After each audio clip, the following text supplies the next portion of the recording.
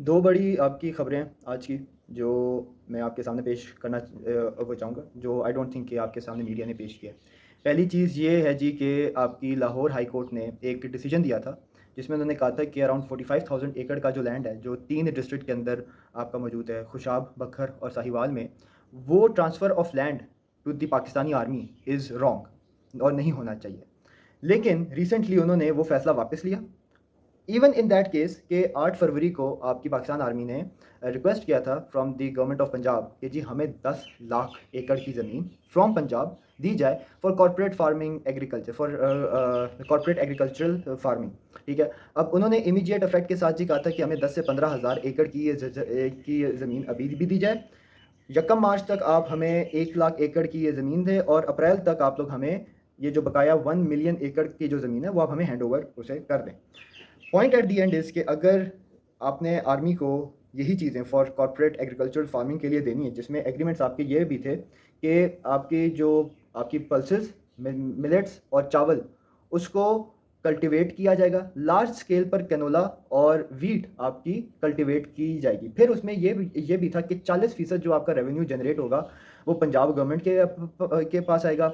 20% जो आपका जो रेवेन्यू है वो आपका मॉडर्न रिसर्च और development of the agricultural sector पर खर्च होगा।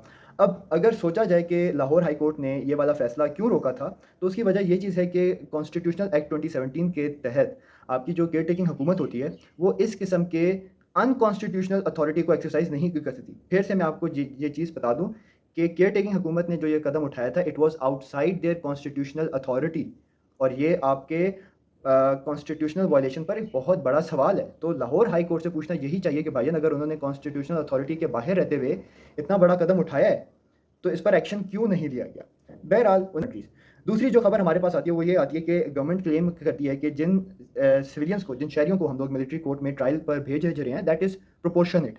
अब ये जो रिपोर्ट पेश की गई है, that is done by the attorney general of Pakistan, और वो इस क्लेम में ये बात मानते हैं कि 102 सिविलियंस को मिलिट्री कस्टडी के अंदर रखा गया, और ये 102 सिविलियंस वो हैं जो 9 मई के वाक़े के साथ रिलेटेड हैं। Point at the end is कि यही अटॉर्नी जनरल ऑफ पाकिस्तान ने जून 27 को सुप्रीम कोर्ट के अंदर बैठकर चीफ जस्टिस के सामने ने कहा था कि कोई सिविलियन मिलिट्री कस्टडी के अंदर नहीं है।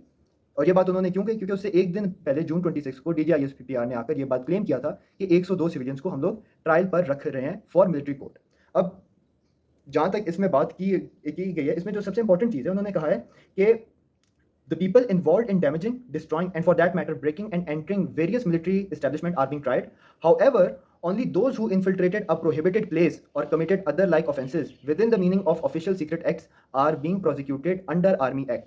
अब इसका मतलब क्या है कि जो लोग डैमेजिंग के अंदर इन्वॉल्व थे, जो लोग डिस्ट्रॉइंग के अंदर इन्वॉल्व थे, जिन लोगों ने प्रोहिबिटेड एरिया में क्रॉस किया फॉर विच जैसे कि आपके मिलिट्री इंस्टॉलमेंट्स थी मिलिट्री कैंट्स से, ठीक है, उनको इसमें ट्रायल पर रखा जाएगा।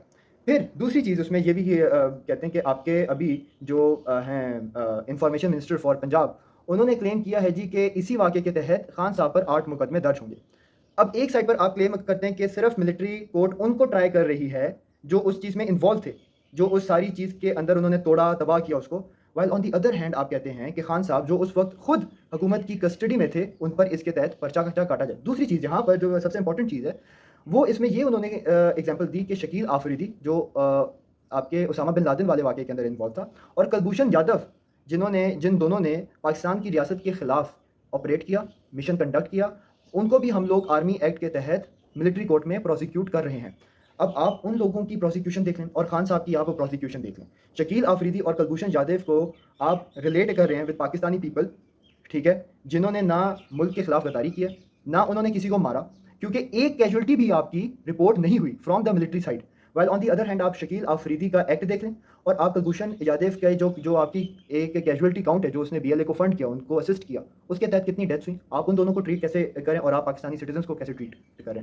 तो ये दो चीज़ें थी जो मैंने कहा कि मैं आपसे डिस्कस करूँ कि ये कितना इंपॉर्टेंट था कि आप अपने ही क्लेम में इस हद तक चेंजेस ला रहे हैं, इस हद तक हिपोक्रेसी शो कर रहे हैं कि अगर कोई सेन आदमी बैठा हो, जो हालांकि इनके इसके सामने जजेस बैठे हुए हैं, उनके दिमाग में भी अगर ऐसी चीज़ नहीं आ रही जो मैं आपके सामने बैठकर आपको बता रहा हूँ, तो फिर अदलिया अपना रोल कहाँ पर प्ले करती है। अल्लाह पाकिस्तान का हामी हो, नासिर हो। पाकिस्तान जिंदाबाद।